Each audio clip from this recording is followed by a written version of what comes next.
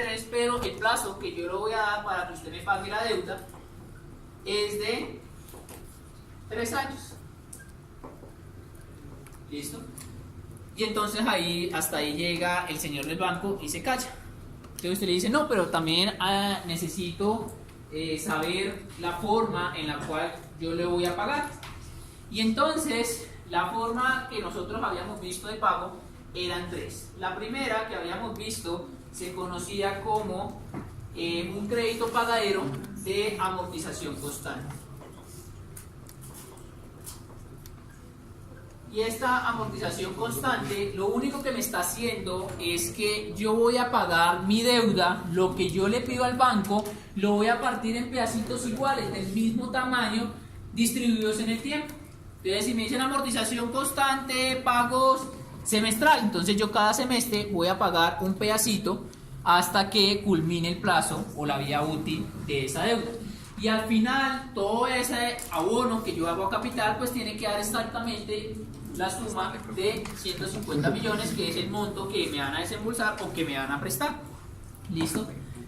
A eso hace referencia a amortización constante. Yo lo que estoy pactando son pagos o abonos a capital del mismo tamaño distribuidos durante el tiempo. Luego de esto conocíamos otra forma de pago que se llamaba crédito pagadero de cuota constante. Y este crédito pagadero de cuota constante lo que me decía es lo siguiente, y es que una cuota se conoce cuando uno va a ir al banco a pagar una cuota. Lo que tiene por dentro una cuota es un pago, un abono a capital, más unos intereses asociados por el préstamo de la plata. ¿Listo? Eso conforma una cuota, esas dos cosas, un abono a capital y unos intereses. Lo que yo estoy pactando aquí ahora es esa cuota. Yo le estoy diciendo es, yo quiero pagar una cuota que tiene por dentro interés y capital que sean fijas durante el tiempo. Entonces, si son 1.000 pesos, yo sé que voy a ir al banco a pagar 1.000 pesos y que por dentro de esos 1.000 pesos pues van a estar distribuidos no sé cómo, un porcentaje de intereses y otro porcentaje a capital. Pero yo ya sé con seguridad que cada vez que yo vaya a pagar voy a tener que llevar 1.000 pesos. ¿Listo?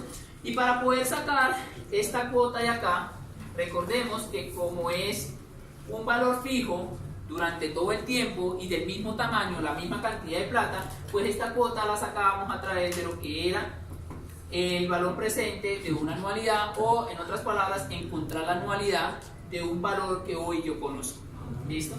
Entonces esto estaba dado por la siguiente fórmula que ustedes ya conocen muy bien y que manejan bastante bien, y era algo como esto. De aquí entonces nosotros vamos a despejar, a esta de acá se le conoce como la cuota constante. ¿Listo? Eso es lo que yo voy a despejar. ¿Qué necesito? ¿Qué información necesito? Encontrar el valor presente. ¿Qué es el valor presente? El monto que me van a prestar hoy. Y ese monto que me van a prestar hoy, lo que voy a hacer es dividirlo en partes iguales, teniendo en cuenta un plazo, que va a ser el plazo completamente toda la vida útil de mi deuda, y adicional a eso me está pidiendo una tasa de interés como tal, que esta tasa de interés pues viene siendo la tasa de interés a la cual me está prestando el banco, que sería esta de acá. ¿Listo? Y de ahí sale lo que es la cuota constante. Finalmente teníamos otra forma de pago que se conocía como el crédito pagadero tipo bullet. Y este crédito pagadero tipo bullet, lo único que me está diciendo es que yo solamente durante toda la vida útil de mi préstamo voy a pagar interés.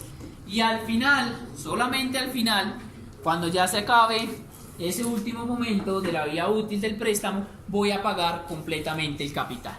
Si me prestaron 150 millones, es al final que los voy a devolver. Durante toda la vida útil del del préstamo, solamente voy a pagar interés. Ese es un crédito pagadero tipo bullet o una forma de pago. ¿Listo? Cosas importantes para tener en cuenta al momento de construir un flujo de caja de la deuda. Primero, la tasa que yo necesito o la que voy a utilizar para mi flujo de caja de la deuda tiene que ser una tasa, bien sea semestre vencido o efectivo como tal, o una tasa anticipada. Su forma de pago tiene que ser vencida o anticipada, dependiendo cómo me la preste, pero no voy a contemplar una tasa nominal. ¿Por qué? Porque las tasas nominales no me capturan el valor del dinero en el tiempo. ¿Listo? Entonces para ello, si me dan una tasa nominal, recordemos, odiamos el nominal, le quitamos la palabra nominal para dejarla bien sea anticipada o vencida, dependiendo cómo venga. ¿Listo? Ahora bien, para poder construir entonces ya el flujo de caja de la deuda y saber cuántos periodos yo voy a necesitar o a contemplar para construir todo mi flujo de caja de la deuda, eso me lo va a dar en primer lugar la forma como venga la tasa.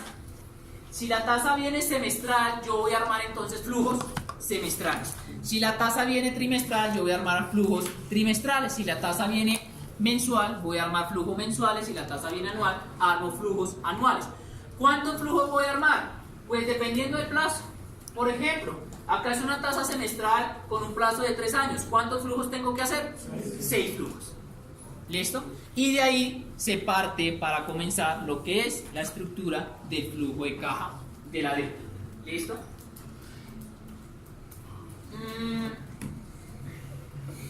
No voy a escribir toda la estructura como tal. Sí. Cualquiera de los tipos no son compatibles con las tasas anticipadas de los tipos de pagos. ¿Cómo así? No entendí. Yo puedo manejar una cuota constante independientemente de que la tasa sea anticipada. No, eso sería un chuki rarísimo. ¿Por qué? Una cuota constante sale de esta fórmula, ¿correcto? Cuando nosotros vimos estas fórmulas de acá, pues estas vienen de lo que son las fórmulas de valor presente y valor futuro. Y antes de iniciar lo que eran las fórmulas de valor presente y valor futuro, vimos 3 supuestos fundamentales para poder aplicar estas fórmulas. Una de ellas es que la tasa se iba a mantener constante durante toda la vida útil del proyecto. Lo otro que se tenía era que debería ser una tasa efectiva o una tasa vencida como tal. Por consiguiente, si tenemos una tasa anticipada, pues no me pueden pedir una cuota constante. ¿Listo? Le pueden pedir una amortización constante, sí, o un tipo Hule también, pero una cuota constante no. Tendría que hacer el cambio. No, sencillamente pues no lo hay. Sí. ¿Listo? Listo. Yo tengo una. Cosas para tener en cuenta ya al momento de construir el flujo de caja de la deuda. Primero, si la tasa de interés es vencida, pues yo empiezo a pagar es a partir del siguiente semestre, no en el periodo cero. Recordemos que el periodo cero solamente es para el momento del desembolso y es a partir del siguiente periodo, es decir, al momento 1, no lo voy a colocar como año ni semestre, sino como el momento 1, se empieza a pagar los intereses de cada momento. ¿Listo? ¿Por qué? Porque la tasa es vencida. Si yo tengo una tasa anticipada, lo que estoy haciendo es desplazando mis intereses un periodo hacia atrás. ¿Por qué? Porque estoy pagando anticipadamente lo que yo debería pagar al siguiente mes. Entonces, cuando la tasa es anticipada, la tasa de interés, yo empiezo a pagar los intereses en momento cero. ¿Listo? 2. El impuesto. Recordemos que el impuesto o el ahorro tributario, que es otra línea para poder sacar el flujo de caja de la deuda después de impuestos, que es lo que nos interesa a nosotros, porque necesitamos el costo de la deuda después de impuestos. Ese ahorro tributario se saca, recordemos, de todos los costos y gastos que yo vaya a incurrir o que se estén incurriendo a través de lo que es el flujo, a través de ese préstamo, el flujo de caja. ¿Listo? ¿Qué costos y gastos yo puedo estar incurriendo? Intereses, seguros, comisiones, donde esto me afecta como tal, pues el impuesto, y esto genera un ahorro tributario. ¿Listo? ¿Y cómo voy a calcular ese ahorro tributario? Recordemos que el ahorro tributario solamente se va a colocar es al final donde se cumpla el año fiscal. ¿Listo?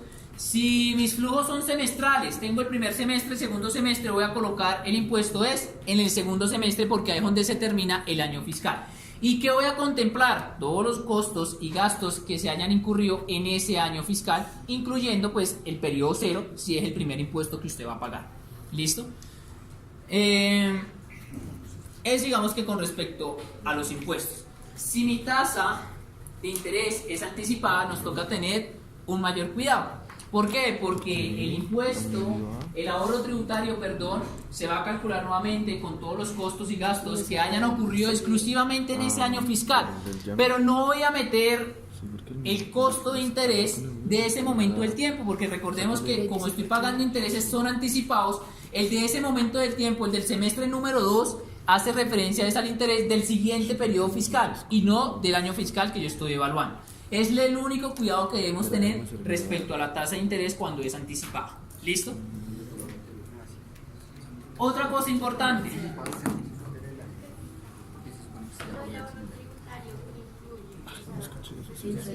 Reciprocidad no incluye. Ojo con eso. Reciprocidad no incluye. La reciprocidad, ya lo vamos a ver, ya lo explico. Antes de entrar a eso. ¿Listo? Pero no se incluye. Solamente comisiones, seguros. A mí me habían dicho que era todo lo que era como que incurría en gastos ocasionales, lo que se podría ver como un gasto ocasional. Sí, intereses, O sea, todo lo que va comisiones, después de la utilidad operativa, ahí, eso va para ahorro tributario, ¿cierto? pero la reciprocidad no. ¿Por qué? Ya lo voy a explicar, pero la reciprocidad no. Señor, ¿lo mismo? Listo, ya lo voy a explicar. Muchachos, silencio, por favor. Señor. ¿Una tasa qué? ¿Trimestral? ¿Semestral? Listo. Ya voy a explicar, iba a explicar eso específicamente ahorita. Digamos, yo tengo pagos semestrales y bueno, me dicen que hay un seguro. ¿El seguro se paga a principio de año? Dependiendo como me lo digan. Me lo tienen que decir, un seguro al momento del desembolso o un seguro que se van a pagar de forma anual. Entonces cada momento, cada año pues voy a pagar el seguro, pero me lo tienen que decir. Si me dicen de forma anual, entonces sería al final del año. Si me dicen de forma anual, claro, al finalizar el año. Si está semestral, el semestre número 2, al semestre 4, en el semestre 6, etc. ¿Listo? Entonces, otra cosa importante para tener en cuenta al momento de construir el flujo de caja de la deuda y es el costo de la deuda. Para poder calcular el costo de la deuda, pues nosotros sacamos o armamos todo el flujo de caja de la deuda antes de impuestos, agregamos la línea del ahorro tributario y sacamos el flujo de caja de la deuda después de impuestos. A ese flujo de caja de la deuda después de impuestos es que le voy a sacar a esa línea, le voy a sacar la TIR, la rentabilidad a ese flujo de caja. ¿Listo? ¿A cuál flujo de caja? Al flujo de caja después de impuestos, porque yo necesito es todo este porcentaje de acá. Cuando yo le saque la TIR al flujo de caja después de impuestos, lo que me está dando ese porcentaje es todo esto de acá. Entonces, si me dio 10%, ese 10% hace referencia a todo esto de acá. ¿Listo? ¿Por qué? Porque lo saqué sobre el flujo de caja a la deuda después de impuestos. ¿Cómo va a salir ese 10% o ese porcentaje o esa TIR que usted les vaya a dar? Va a salir dependiendo cómo vayan a estar sus flujos. Si sus flujos son semestrales, su TIR ¿cómo va a salir? Semestral. Si sus flujos son trimestrales, ¿cómo va a salir su TIR? Trimestral. Si sus flujos son anuales, su TIR va a salir anual. Si sus flujos son mensuales, su TIR va a salir anual. ¿Y anual cómo? ¿Anticipada o vencida? Recordemos que la TIR, como me está capturando el valor del dinero en el tiempo, uno de los supuestos es que la TIR siempre era una tasa efectiva o vencida. Entonces, cuando yo saque la TIR, a pesar de que yo tenga una tasa de interés del banco anticipada, va a salir entonces semestral vencida. No me va a salir semestral anticipada. Si la tasa de interés era semestral anticipada, lo que me prestaba el banco, cuando yo saque la TIR va a salir siempre efectiva o vencida. ¿Listo? Y dependiendo de la temporalidad que usted le esté haciendo a ese flujo de caja. ¿Listo? Tenemos distintas, como es lo que tenemos varios bancos.